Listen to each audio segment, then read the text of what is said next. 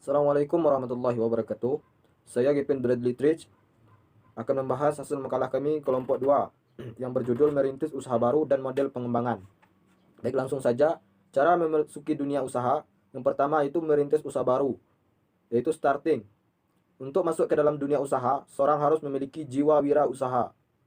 Cara masuk ke dunia usaha yang pertama adalah dengan merintis usaha baru atau starting. Metode ini terwujud dalam pembentukan dan pendirian usaha dengan menggunakan modal, ide, organisasi, dan manajemen. Karena bermula dari diri sendiri, maka pembahasan mengenai metode ini adalah yang paling luas secara umum. Ada 3 bentuk usaha baru yang dapat dirintis, yaitu perusahaan milik sendiri, yang kedua persekutuan, yang ketiga perusahaan berbadan hukum. Tahapan-tahapan dalam merintis usaha baru adalah sebagai berikut. Yang pertama itu diawali dengan adanya ide. Selanjutnya mencari sumber dana dan fasilitas barang, uang, dan orang. Tahap-tahap dalam merintis usaha baru adalah sebagai berikut. A. Diawali dengan adanya ide. B. Mencari sumber dana dan fasilitas barang, uang, dan orang. C. Sumber dana bisa berasal dari badan keuangan atau bank berupa kredit atau orang yang bersedia sebagai penyandang dana. D. Objek bisnis memiliki pasar. E. Memperhatikan peluang pasar sebelum produk diciptakan. Dalam merintis usaha baru, ada beberapa hal yang harus diperhatikan. A. Bidang dan jenis usaha yang dimasuki. B. Bentuk usaha dan kepemilikan yang akan dipilih. C. Tempat usaha yang akan dipilih. D. Organisasi usaha yang akan digunakan. E. Jaminan usaha yang mungkin diperoleh. F. Lingkungan usaha. Profil usaha kecil dan modal pengembangan. 1. Tahap studi kelayakan. Studi kelayakan usaha secara umum dapat dilakukan melalui langkah-langkah sebagai berikut. A. Tahap penemuan ide. Pada tahap ini, wirausaha memiliki ide untuk merintis usaha barunya.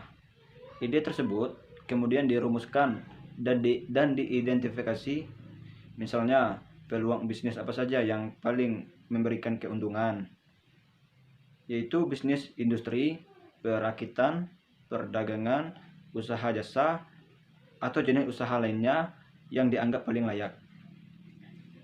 B. Memformulasikan tujuan. Tahap ini adalah tahap perumusan visi dan misi bisnis. Apa visi dan misi bisnis yang hendak diemban setelah jenis bisnis tersebut diidentifikasi. C. Tahap analisis. Proses sistematis yang dilakukan untuk membuat suatu keputusan apakah bisnis tersebut layak dilakukan atau tidak. D. Tahap keputusan. Langkah berikutnya adalah tahap mengambil keputusan apakah bisnis layak dilaksanakan atau tidak, karena menyangkut keperluan investasi yang mengandung risiko. Maka keputusan bisnis biasanya berdasarkan beberapa kriteria investasi seperti payback period atau PBP, net present value atau NPV, internal rate of return, dan sebagainya. Setelah ide untuk memulai usaha muncul, maka langkah pertama yang harus dilakukan adalah membuat rencana.